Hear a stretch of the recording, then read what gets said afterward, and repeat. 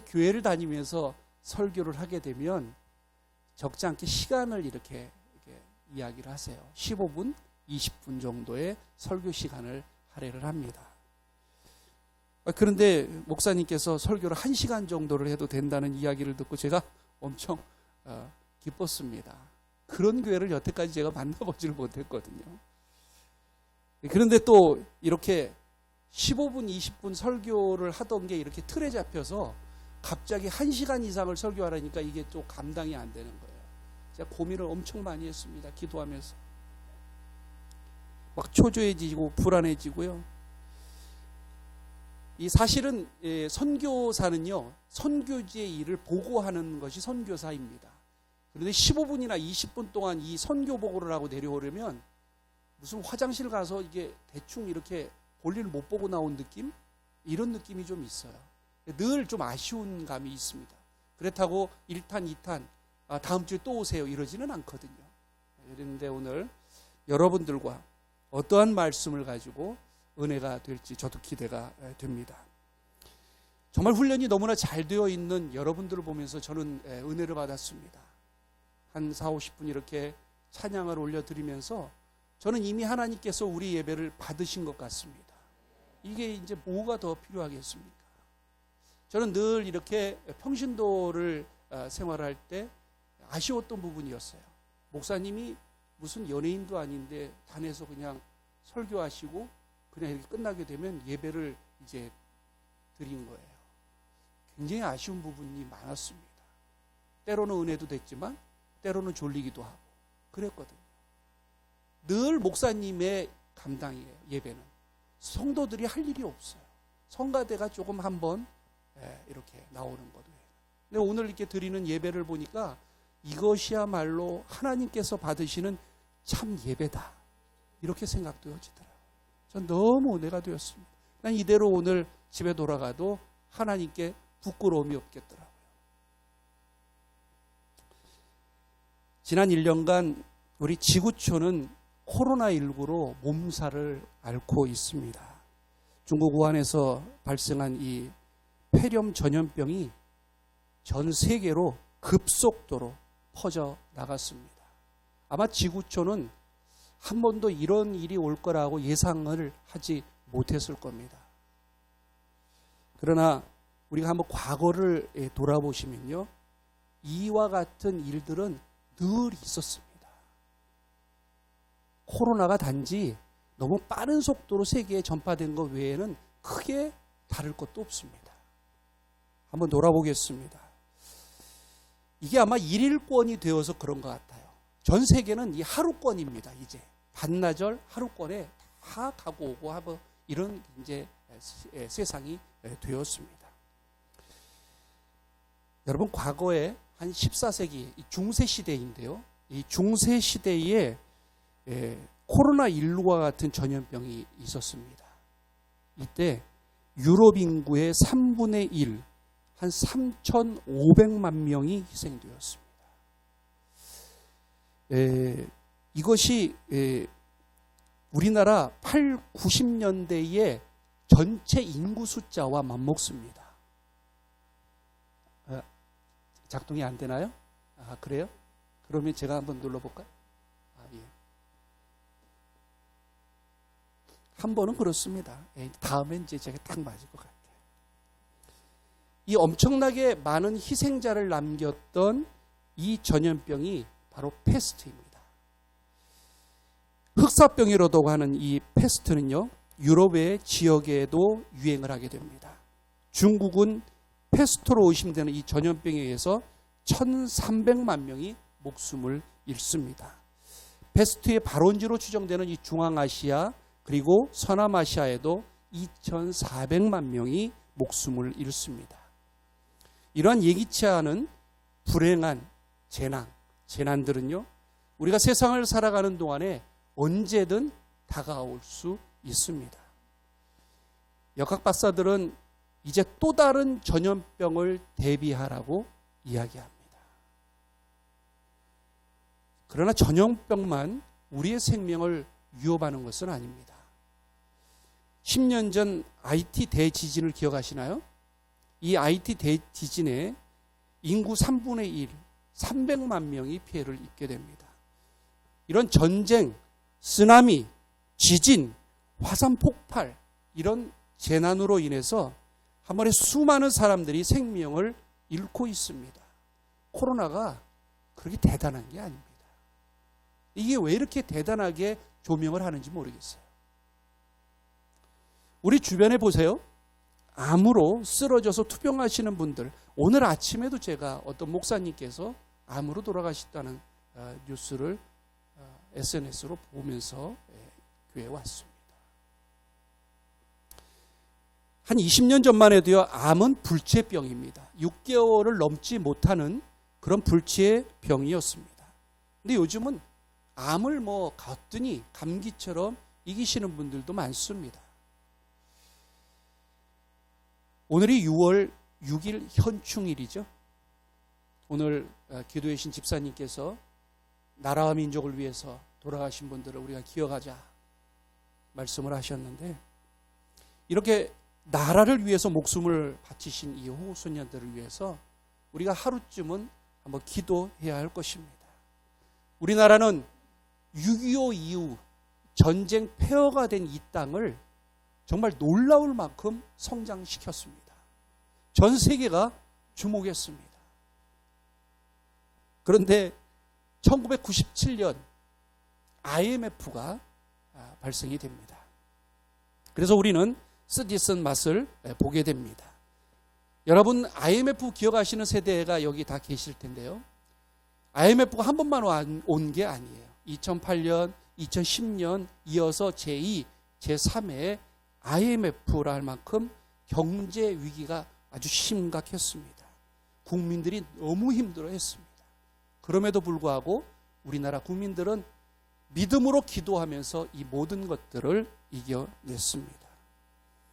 이렇듯 삶에서 우리에게 늘 고난은 찾아옵니다. 갑작스러운 위기 상황을 만나게 되면 사람들은 당황하게 되고요, 어찌할 바를 모르게 됩니다. 그건 사람들의 이야기이고요. 그렇다면 저와 여러분 같은 그리스도인들은 이렇게 다가오는 위기에 늘 당황만 해야 되겠습니까? 이런 위기 상황을 새로운 도약의 어떤 시작점으로 한번 전환시켜 보는 건 어떻습니까?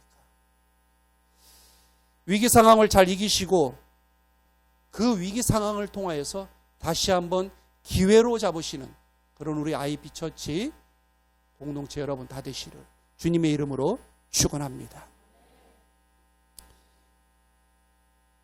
이렇게 1시간을 넘도록 설교하면 저도 지치지만 여러분들 참 대단하세요. 제가 35살 되던 해에 그때 IMF로 이제 어려움을 당하게 됩니다. 스포츠 사업을 제가 굉장히 활성화 있게 해서요, 이렇게 주목받는 그런 사업가였습니다. 그러다가 갑자기 부도가 나게 됐고요. 강원도 태백 탄광촌으로 간 때가 저희 아이들이 초등학교 1학년, 2학년 때예요. 모두가 힘든 시기였습니다. 저희도 매일 끼니를 걱정하고 아이들이 100원짜리 과자 하나 사달라는데 주머니를 털어보니 100원이 안 되더라고요. 정말 얼마나 힘든 상황이었는지 모릅니다. 그렇게 탄광촌에서의 20년의 생활을 시작하게 됩니다. 하나님께서는 이스라엘 백성을 가나안 땅으로 들이시기 위해서 40년 광야의 생활을 허락하십니다. 저는 우리 가정에 이런 광야와 같은 그런 20년이었다 이렇게 생각하고 있습니다. 서울 한복판에서 YMCA 아기 스포츠단에 우리 아이 두 아이가 다녔어요. 하나는 발레를 했고요, 하나는 수영을 했어요. 그런데 하루아침에 석탄가루가 뒤덮인 탄광촌으로 아이들을 제가 데리고 간 겁니다. 탄광촌의 아이들을 전화시키고 나니까 참 미래가 걱정이 되더라고요. 도대체 이 탄광촌에서 아이들이 무엇을 배울 건가? 그래도 적어도 저는 서울 한복판에서 4년제 대학까지 졸업했던 사람인데 아이들에게 너무 심한 게 아닌가. 그렇게 녹록지 않은 생활을 하다 보니 아이들이 어느덧 중학생이 되었습니다. 이제 3년 후에는 애들이 대학을 가야 돼요. 등록금도 마련해 줘야 되는데 저에게 아무런 대책이 없습니다. 그래서 제가 할 수 있는 것은 교회에 나가서 철야로 기도하는 것. 그거 하나가 유일한 제가 할 수 있는 일이었습니다. 그리고는 새벽에 집으로 들어갑니다. 주님의 음성이 들려야 되는데요. 주님의 음성이 들리지 않아요. 얼마나 답답했는지 모릅니다. 그러던 중에 누가 탄광에서 일을 하면 자녀들에게 학자금을 지원해 준다는 이야기를 듣게 됩니다. 그래서 저는 그때 탄광 막장 근로자 원서를 씁니다. 원서를 이렇게 써서 지인에게 주었더니 다시 쓰라는 거예요. 왜냐하면 거기에 대학 졸업을 했다 이렇게 나름대로 좀 봐주는 줄 알고 이렇게 썼더니 이게 있으면 탄광 근로자는 안 뽑는데요. 그럼 뭘 쓸까 했더니 노가다 10년 쓰래요. 노가다 10년. 그래서 노가다 10년 썼어요. 그랬더니 덜커덕 합격이 되더라고요.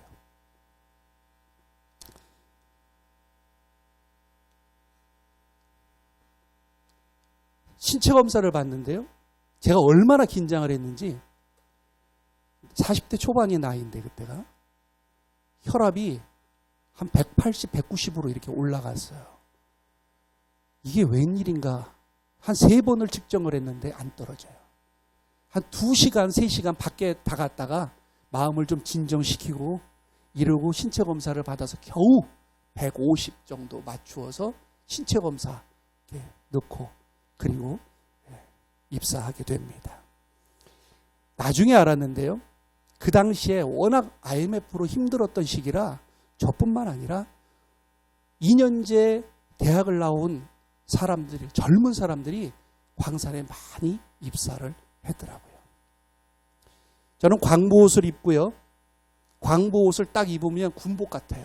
그리고 요대를 딱 허리에 딱 차면 마치 매일 군에 입대할 때 그 기분이 있어요. 그 기분이 매일 출근할 때마다 들었습니다. 오늘로 마지막인가 보다. 이런 생각이 늘 저에게 있었던 것입니다. 겨울에 엄동설한일 때 그 손가락이 깨질 듯한 추위에 막장을 들어가려면요. 이게 장난이 아닙니다. 그러나 한 번 결근하지 않고 2년 6개월을 제가 다녔습니다.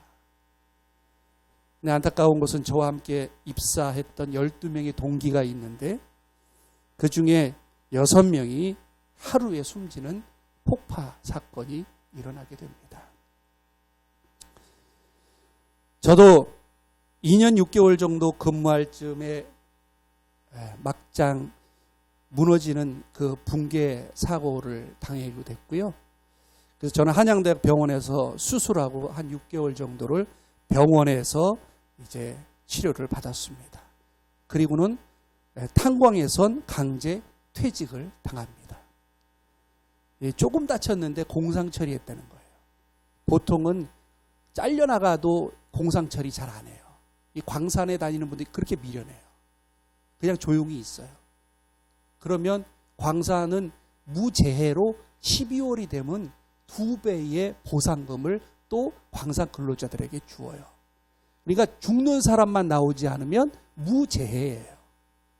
탄광이 얼마나 사고가 많은데 무재해예요. 그러니까 대학을 나온 친구들이 근무를 하게 되면 이게 안 되는 거예요.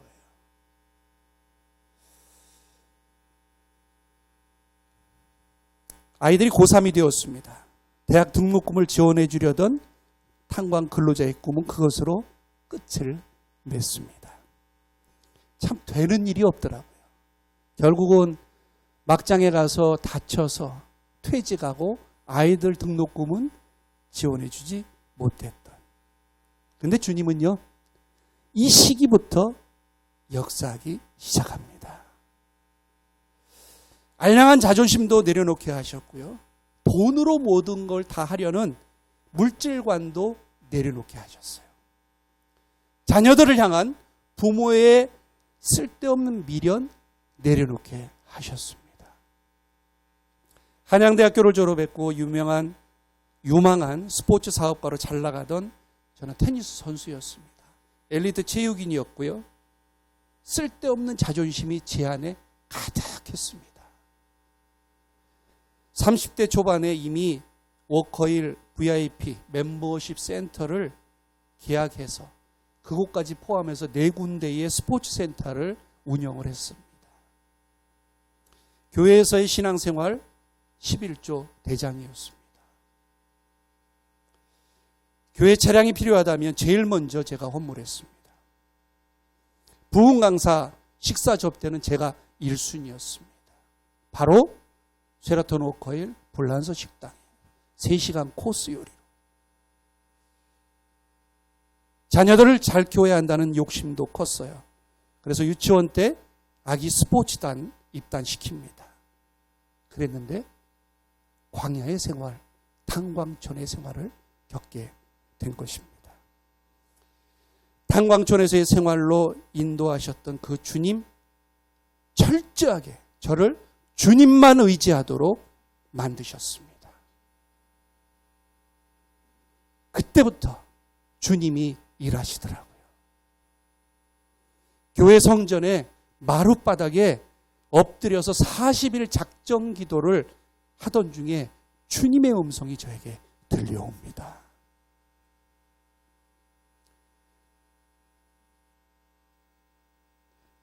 너무 집중을 하셔서 그러시구나. 감사하죠? 제가 섬기던 이 탄광촌 교회는요, 지은 지 80년이 넘었기 때문에 오래되어서 비만 오면 이 지붕에서 비가 떨어져요. 그러면 대야를 받치고요, 그 다음에 양동이를 받치고 이래야 됐어요.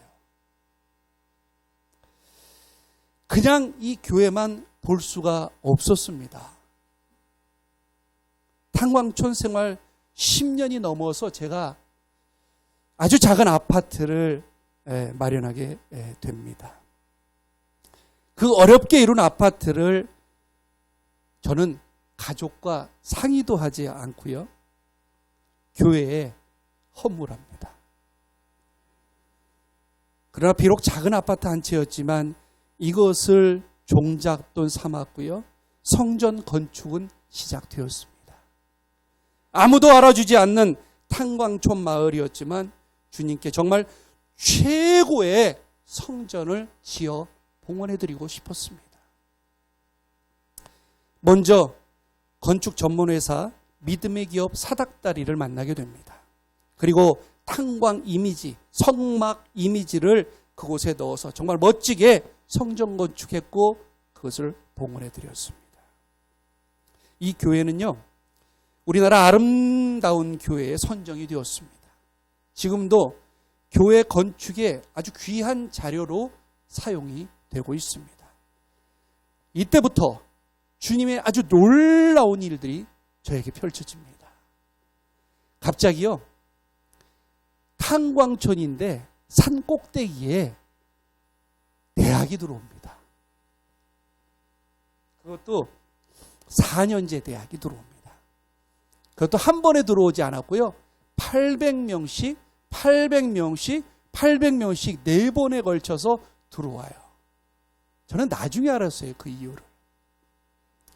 남들은 산꼭대기에 학교를 지어 어떻게 하느냐고 했지만 저는 이것이 주님이 주시는 기회라고 정말 확신했습니다. 산꼭대기에 캠퍼스가 있다 보니까 어디 학생들이 나갈 수가 없어요. 그리고 이때 탄광촌 퇴직했을 때 제가 뭘 배웠냐면 피자를 만드는 기술을 배웠어요. 치킨 튀기는 것하고. 이걸 배워서 시작을 했는데 너무 잘 됐습니다. 이게 너무 잘 돼갖고 한 3군데 비슷한 집이 있었는데 저희 집 때문에 한 집이 문을 닫았어요. 그 집이 한 10년 넘게 했거든요. 얼마나 미안했는지요. 그냥 하시지. 근데 임대료를 못 내니까 저희 집이 다 뺏어온 거예요. 탄광촌구 몇 명 안 되는 거기에서 저희 집에 몰아오니까 한 집이 문을 닫게 되더라고요. 그래서 마음이 아팠는데 대학을 들어오니까 이게 달라져요. 이 대학이 들어오니까 저희 집에 전화벨을 울리기 시작하는데요. 날마다 눈만 뜨면 이 벨이 울리는 겁니다. 정말 주님의 은혜입니다. 남의 일이라고 별로 그렇게 관심이 없으시네. 저는요 그때 정말 행복하다고 막 비명을 질렀어요. 와, 주님 감사합니다. 매일매일이요. 저희가 이때 제2, 제3의 IMF가 왔었다고 했죠. 그 시기예요. 남들이 너무 어려워할 때였거든요. 저희가 일주일이면 치킨을 순살로 1톤을 소비합니다. 1톤이면 박스로 몇 박스를 막아야 되는지 아세요? 캠퍼스 앞에 가면요, 저희 집 박스가 산더미처럼 쌓여 있어요. 그러니 제가 얼마나 주님 감사합니다. 이렇게 전국 프랜차이즈점을 내야 되겠다는 생각을 제가 했어요. 전국 프랜차이즈점 해야 되겠다. 돈을 더 왕창 벌어야 되겠다. 전국 매출 1위를 한 3년 했어요. 저는 몰랐는데 물건을 대주시는 사장이 어느 날 고맙다고 몇백만 원짜리 기계를 하나 저희 그 가게에 줘요. 그래서 이게 뭐예요? 그랬더니 사장님 내가 전국 매출 1위십니다. 그래서 선물로 드립니다. 그래서 그때 알았어요. 몰랐습니다. 우리 집 닭에는 마약을 섞었대요. 강남의 빌딩이 3채를 가지고 있대요. 우리 가게를 향한 대학생들의 소문입니다. 이게 사실이 아니어도 기분이 되게 좋더라고요. 여러분 그런 기분 느껴보셨습니까? 눈만 뜨면 돈이 들어오는 이 사업에 정말 재미에 저는 흠뻑 빠졌습니다. 그러던 어느 새벽 시간에 주님의 음성을 듣게 됩니다. 종호야, 나는 너의 필요를 채워주었는데 너는 나를 위해 무엇을 하려느냐? 제 본명이 종호입니다. 오늘 집사님 성함도 종호시더라고요. 저 깜짝 놀랐습니다. 주님, 제가 하나뿐인 집을 주님께 봉헌에 올려드리지 않았습니까? 아니, 그 얘기가 아니다. 저는 사실 30대 초반에 주님께 주의 종이 되겠다고 서원한 적이 있습니다. 근데 눈만 뜨면 벨이 울리고 장사가 너무 잘 되는데 그게 기억이 안 나죠. 사업장 너무 재밌었습니다. 그냥 문만 열면 그냥 사업이 저절로 되던, 그냥 그런 사업장을 문을 닫기에는 너무 아깝다는 생각이 들었어요. 그래서 자구책으로 저희 아내가 간호사였는데 병원 근무를 하고 책임자였어요. 그거 그만두고 와서 치킨 장사해. 아내가 죽도록 싫었을 겁니다. 근데 아내가 할 수 없이 제가 신대원을 간다고 하니 아내가 그 일을 감당하게 되었죠. 그러나 주님의 생각은 저의 생각과는 달랐습니다. 신대원 1년쯤 되어서는요, 결국 그 가게 저는 엄청난 보증금을 받을 거라고 생각을 했거든요. 보증금커녕 그 안에 집기 몇 개 그냥 고물상하게 넘기는 정도로 그냥 마무리되었습니다. 결국요, 난 대학 등록금도 좀 이렇게 그걸로 내야 되겠다고 생각까지 했는데 이 세상 재물 모든 것 그냥 배설물로 여기게 하시더라고요. 사업 마인드가 누구보다 강한 저였습니다. 그러나 이 사건 이후에 지금까지도 주님만 의지해야 함을 저는 절실하게 알기 때문에 그것을 잊지 않고 지금도 사역을 감당하고 있습니다. 우리 사랑하는 아이비처치 공동체 여러분, 혹시 저와 여러분의 신앙 여정에 고통과 시련과 연단이 온다면 그것은 축복의 신호입니다. 여러분, 그 축복받는 과정에 있다고 생각하시고 잠시 받는 고난, 고통을 너무 슬프게, 너무 좌절하게 낙심하지 마시기 바랍니다. 저는 신대원을 졸업하고 대전에서 부교육자로 사역하던 중에 선배 목사님의 안내로 북한 선교에 길이 열립니다. 교단의 선교사 파송 절차에 따라서 신체 검사를 저와 아내가 받게 됩니다. 의무적으로 받아야 하는 신체 검사입니다. 그러나 이 신체 검사에서 저희 아내 손은혜 선교사는 갑상선 암 진단을 받게 됩니다. 그간 살면서 애지중지하며 모았던 그 손때 묻은 살림, 그것도 다 버리고 선교지로 달랑 가방 2개 가지고 그렇게 나가려고 준비하며 대기하고 신체 검사를 받았는데 아내의 건강에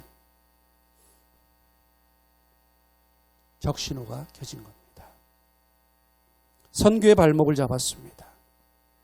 결국 12월 16일 암 수술을 하게 됩니다. 그 날은 저희 결혼 기념일입니다.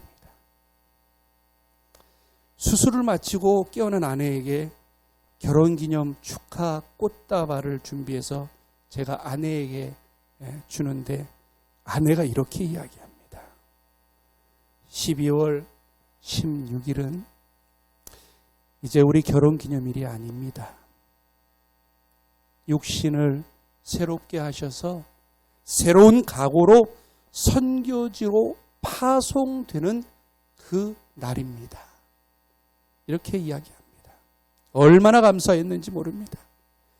그 고백을 들으셨는지 지금껏 올해로 5년 차인데 재발하지 않고 건강하게 오늘도 찬양으로 하나님께 영광을 올려드렸습니다. 할렐루야. 3년 전에도 정기 검진이 있었습니다. 연관성이 없는 폐암이 또 발견이 됩니다. 그래서 우상엽이 절제되어 있는 상태입니다. 호흡이 가빠서 사실은 찬양이 쉽지 않습니다. 여러분들 모르셨죠? 호흡을 가다듬으면서 찬양을 하나님께 올려드렸습니다. 치료도 힘들고요. 전이도 너무 빠르다는 그 폐암이 보통은 발견되면 3기라고 하죠. 아내는 1기 후반으로 발견이 됩니다. 그래서 도려내는 것으로 항암 한 번 하지 않고 마무리가 되었습니다. 주님은 저희 아내를 너무나 사랑하는 것 같습니다. 지금도 3년째 접어들어가는데 건강하게 제가 매일 건강 위해서 안수기도 합니다. 저에게 능력 있는 것은 아니고요. 하나님께서 이 종을 붙들어 달라고 기도합니다. 또 너무도 감사한 것은요. 이 광야와 같은 탄광촌의 삶이었는데 저희 2 아이들이 주님께서 너무나 잘 키워주셨습니다. 학원 한번 보내지 못했고요. 그랬는데 탄광촌이라는 그 지역 특성을 살려서 중학생 때부터 호주, 미국, 유럽 5개국 그리고 일본 전 세계를 돈 한 푼 들이지 않고 전액 장학금으로 전 세계를 돌아다녔습니다.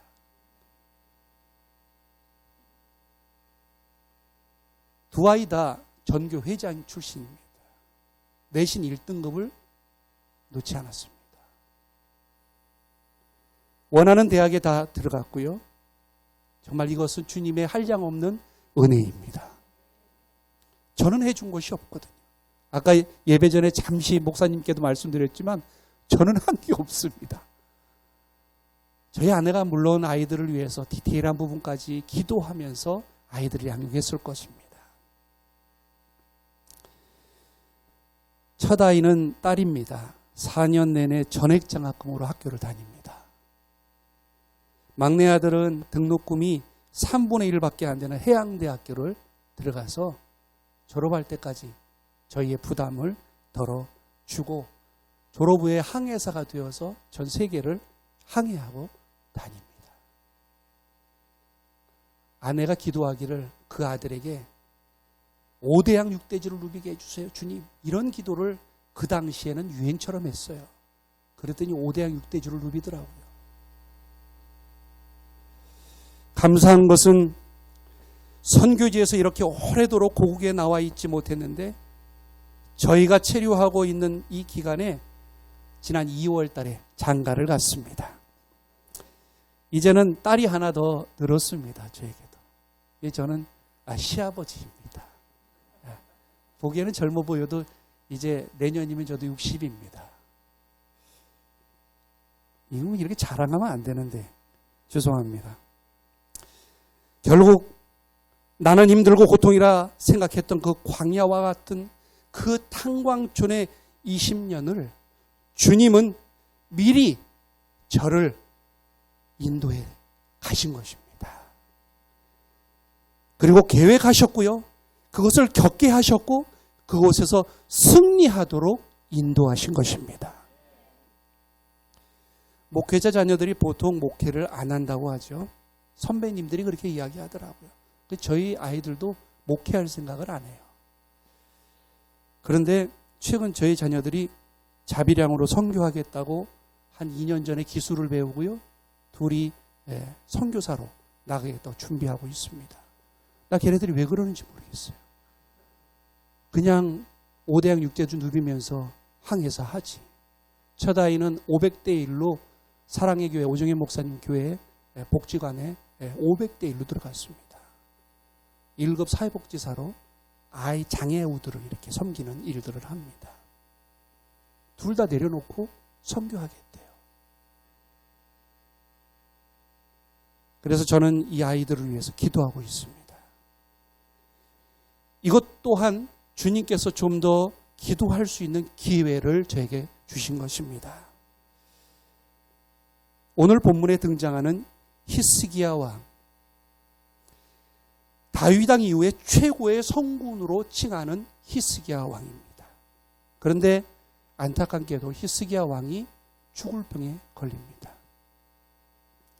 죽음을 앞두고 히스기야 왕은 두 가지 기도 제목을 놓고 하나님께 기도합니다.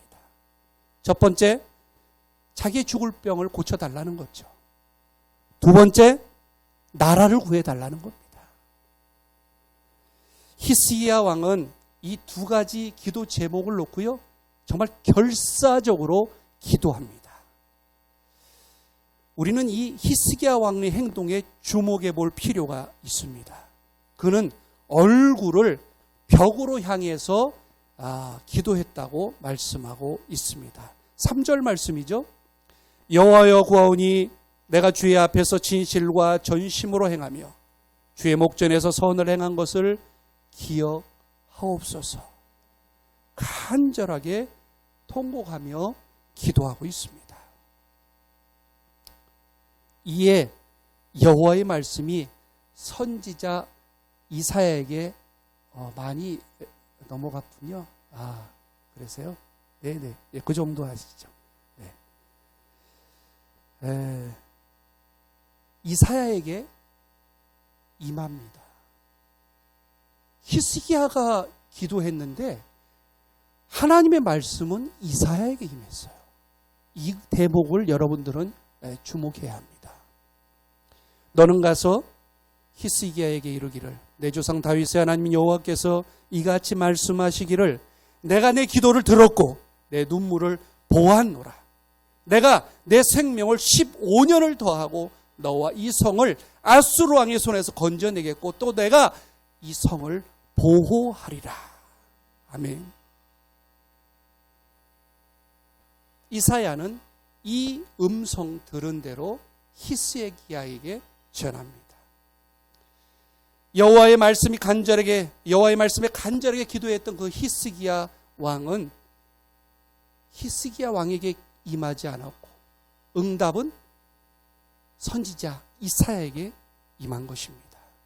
여러분, 우리가 기도하지만 주님의 음성이 나에게 직통으로 오지 않을 수 있습니다.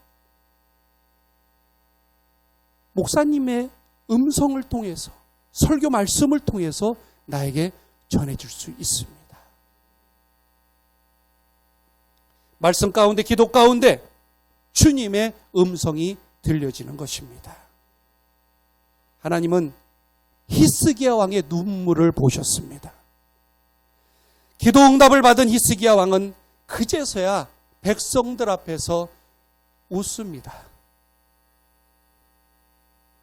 히스기야 왕처럼 하나님의 큰 일을 감당하는 그런 그리스도인이 되려면 저와 여러분은 어떻게 하면 될까요? 먼저 하나님 앞에 나와서 우는 사람이어야 합니다. 여러분들, 우리가 눈물로 하나님께 찬양 올려드리지 않았습니까? 그 눈물의 찬양, 기도를 주님이 받으시는 것입니다. 남들이 기도할 때 함께 기도하는 것 매우 중요합니다. 그러나 더 열심히 집중해서 우리는 기도할 필요가 있습니다. 그러기 위해서는요, 남들과 좀 다른 특별한 기도의 시간이 우리에게 필요합니다. 남들하고 똑같이 해서는 안 돼요. 저는 이거를 너무 잘하는 게, 제가 운동선수 출신이잖아요. 늘 이야기해요, 선배들이. 너 남들하고 똑같이 연습해서 안 된다. 남들보다 더 많은 시간에 훈련이 필요하다. 그래서 저는 애들이 6시, 7시에 테니스장 구장에 나가면 저는 4시에 나가. 저녁에 보통 7, 8시에 끝나면 저는 12시까지 계속 뛰는 겁니다. 계속 달리는 거예요. 그때는 밤에 라이트 시설이 안 돼 있어서 달리는 것 외에는 할 게 없었거든요.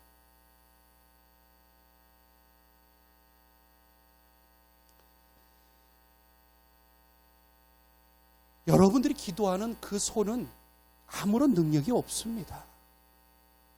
그러나 여러분들이 그 모은 두 손에 주님이 함께 하시면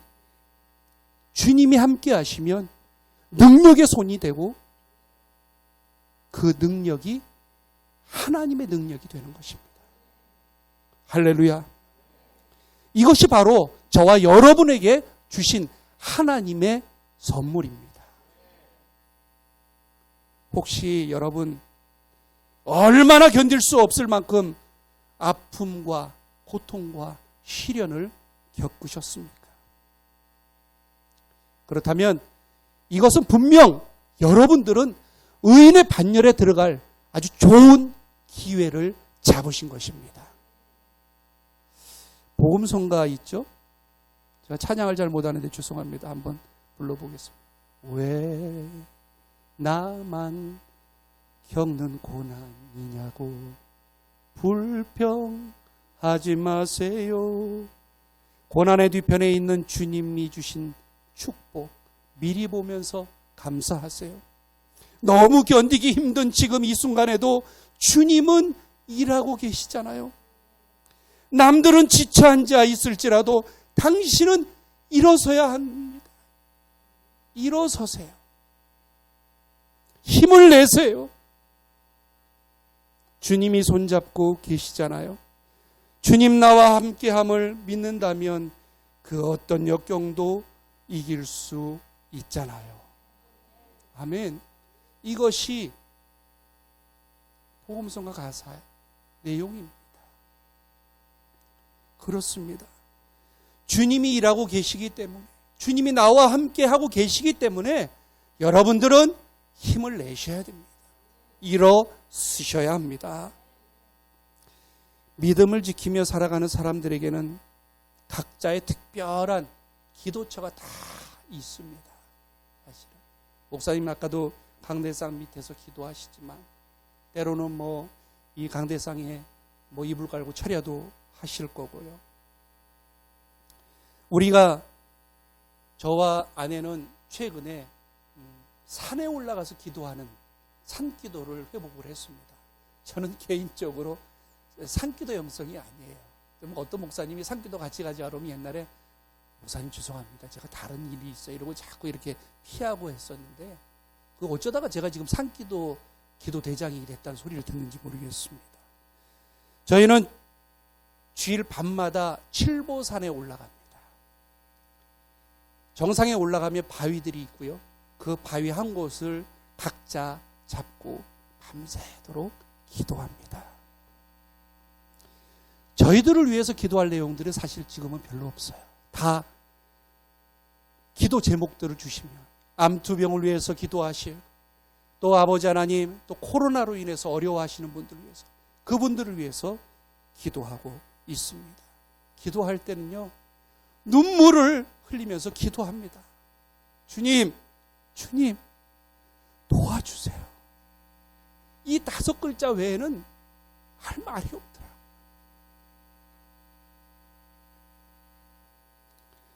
지난 겨울에 산에 올라 기도할 때 날씨가 너무 추워서요. 진짜 너무 춥더라고요. 사람이라 꾀가 좀 납니다. 오늘은 좀 쉬어야 되겠다. 속으로 이렇게 마음 먹고 있는데 그 같이 기도하시는 목사님들이 벌써 한 30여 년 산에 올라가 기도하신 분들입니다. 비가 와도 눈이 와도 비바람이 쳐도 하루도 쉬지 않고 올라가시더라고요. 그 목사님들을 생각해서 의리가 있지. 말만 그렇게 속으로 하고 또 따라 올라갑니다. 마치 도살장에 속 끌려가는 느낌으로 올라가면서 혼잣말로 그렇게 되뇌어 있는데요. 왜 꼭 산에 올라가서만 기도하셔야 되나? 이럴 때는 좀 교회에서 기도해도 좀 될 텐데. 속으로 이렇게 이야기하면서 산에 오르는데 힘겹게 눈보라를 맞으면서 오르시는 그 목사님들의 뒷모습이 은혜가 되었습니다. 목사님들의 뒷모습이 주님이 십자가를 메고 올라가시는 그 모습을 보이더라고요.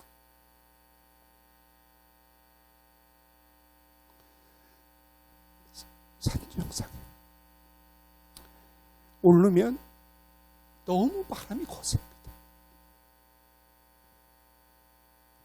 그러나 기도하고 내려오면요, 세상을 다 가진 듯한 그런 감사가 있습니다. 가슴이 벅차오르고요, 성령의 충만함을 느낄 수 있습니다. 여러분, 산이든 골방이든 새벽기도든 어디든 좋습니다.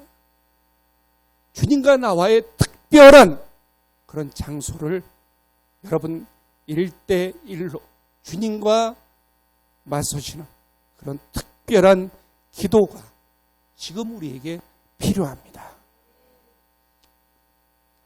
성경에는요, 큰 일을 해낸 사람들이 많습니다. 근데 그들에게 공통점이 있습니다. 하나같이 시대가 영적으로 타락했다는 것입니다. 예레미야 시대에도 영적으로 너무나 타락했었습니다. 이스라엘 역사상 어쩌면 가장 타락한 시대가 바로 예레미야 시대였을 것입니다. 그러나 시대의 의인은요, 시대가 가장 어렵고 힘든 시기에 나타나는 공통점이 있습니다. 어쩌면 지금 이 시대가 영적으로 의인이 나타나기 가장 이상적인 시대일 수 있습니다. 여러분들이 그 의인의 주인공이 되시기를 주님의 이름으로 축원합니다.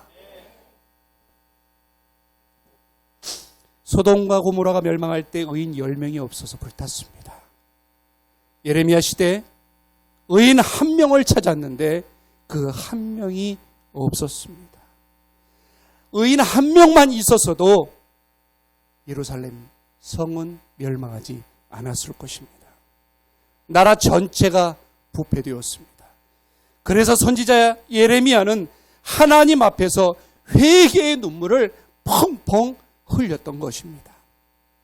너무나 간절했기 때문입니다. 얼마나 울었는지 예레미야가 2장 11절에 이렇게 말합니다. 내 눈이 눈물에 상하며 내 창자가 끊어지며 내 간이 땅에 쏟아졌으니 이는 전혀 백성이 패망하여 어린 자녀와 젖먹는 아이들이 성읍 길거리에 혼미함이로다. 이렇게 하나님 앞에서는 눈이 상할 정도로 울고 사람들에게는 위로의 말을 전할 수 있는 그런 사람이 바로 선지자 중에 가장 큰 선지자 예레미야였던 것입니다. 우리가 두 번째로 우리의 삶의 사역의 현장에서 회개에 합당한 열매가 맺어야 합니다. 누가복음 3장 오늘 본문 읽은 내용에 있는데요. 8절 9절 말씀이죠. 그러므로 회개에 합당한 열매를 맺고 속으로 아브라함이 우리 조상이라 말하지 말라. 내가 너에게 이르노니 하나님이 능히 이 돌들로도 아브라함의 자손이 되게 하시리라. 이미 도끼가 나무 뿌리에 놓였으니 좋은 열매 맺지 아니하는 나무마다 찍혀 불에 던져지리라. 주여. 회개도 했고 세례도 받았는데 이들에게 결정적인 것 하나가 부족합니다. 바로 회개에 합당한 열매가 없었던 것입니다. 그렇습니다. 회개는 했습니다. 그러나 그에 합당한 열매가 없는 거예요. 이들은 결국 도끼의 심판을 받고 결국 불에 던져지는 그런 불쏘시개가 되고 만 것입니다. 나무가 이 뿌리에서부터 어떤 색다른 영양분이 전달받게 되면 그 나무는 좋은 열매를 맺게 됩니다. 그 나무에 좋은 열매가 맺은 것처럼 사람들도요, 심령 속에 변화가 일어나고 회개가 일어나게 되면 거듭남의 작용이 일어납니다. 그러면 자연히 사람의 행실은 바뀌게 되고요, 달라질 수밖에 없습니다. 그리고 그 회개한 다음에 합당한 열매가 그 영혼에게 맺히게 되는 것입니다. 만약 나무에 열매가 맺지 못한다면 그것은 뿌리에서부터 무언가 잘못된 것입니다. 그런 나무는 9절 말씀처럼 도끼의 심판을 받게 됩니다. 당시 유대인들이 그랬습니다. 정치, 종교 지도자들이 그랬습니다. 율법도 알았고요, 양심도 있었어요. 회개도 했습니다. 그러나 그들에게는 그 합당한 열매가 없었습니다. 그들의 종교 생활은 거짓이고 위선이었습니다. 10절 11절을 보면 무리가 물어 이르되 그러면 우리가 무엇을 하리까? 대답하여 이르되 옷 두 벌 있는 자는 옷 없는 자에게 나눠줄 것이요 먹을 것이 있는 자도 그렇게 할 것이니라고 세례 요한이 말씀합니다. 무언가 가지고 있는 사람들은 없는 자들에게 나누어 주라고 이야기합니다. 옷은 한 벌만 있으면 살 수 있다는 겁니다. 두 벌이 있게 되면 나누라는 거죠. 먹을 음식이 있어도 그렇게 하라는 거예요. 우리 아이비 처치 성도님들처럼 나의 삶이 풍성하게 되었으면 이 풍성하게 된 복된 소식, 복음, 이것을 그 누구인가는 풍성하도록 전해야 하는 것입니다. 나에게서 흘러 넘치도록 넘쳐서 그 누구에겐가는 흘러가야 합니다. 때로는 얻든지 못 얻든지 우리는 전도해야 되고 먼저 남을 섬겨주며 구제하며 주님을 모르고 살아가는 그 불쌍한 영혼들을 찾아서 그들을 구원하는 일에 우리가 쓰임 받아야 합니다. 이것이 하나님의 백성이요 주님의 자녀인 것입니다. 바라옵기는 저와 여러분의 삶은 주님 앞에 섰을 때 잘하였다, 충성된 종아 라며 칭찬받는 그런 우리 아이비 처치 성도님들이 다 되시기를 주님의 이름으로 축원합니다.